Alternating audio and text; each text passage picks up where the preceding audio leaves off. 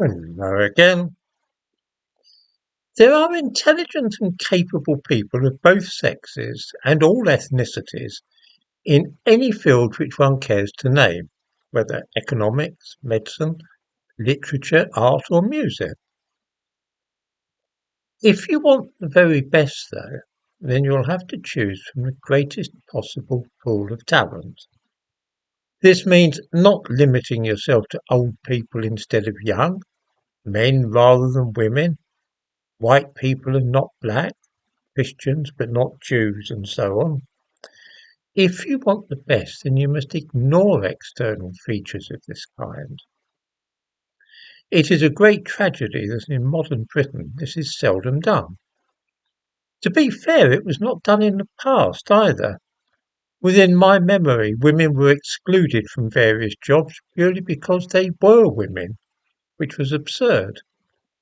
In the same way, there was racial discrimination in employment, which meant that an Indian, black person or Jew might not be given a job simply on the grounds of his or her ethnicity. This too was mad. One might have thought that we would have learnt from such loopy behaviour, but not a bit of it. Today there is still the same determination to exclude people from certain positions on the ground of gender or skin colour. It is now men who are passed over in favour of women, though, and white people sidelined to make way for less qualified black ones. The wheel has turned, you might say.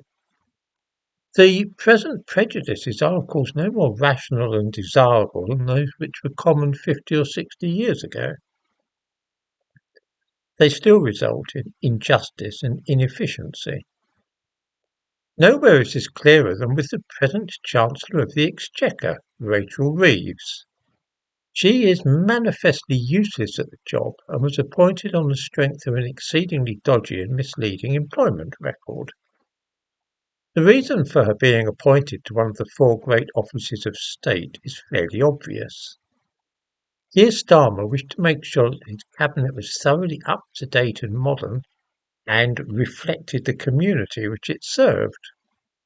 He was compelled to appoint David Lammy to one of the important posts because he wished to show that black people had limitless opportunities in Britain now that Labour was in power. Having done this, he knew at once that having two men in two of the four great offices of state, he would have to show that women were equally represented by giving the two other major posts, those of Home Secretary and Chancellor, to women. Yvette Cooper is no fool and would probably have been in the running for high office anyway, but there were no women with knowledge of finance and economics other than Rachel Reeves. There were certainly male MPs with such experience, much better experience than Reeves, but they couldn't be given the job without it looking as though the higher echelon of Starmer's government were mainly men, and white men at that. So Reeves it was. This kind of quota system, where you hand out jobs according to skin colour or sex, always ends badly, and the British economy is now showing the dangers of such a system. In effect, ideology has resulted in the economy of this country being thrashed.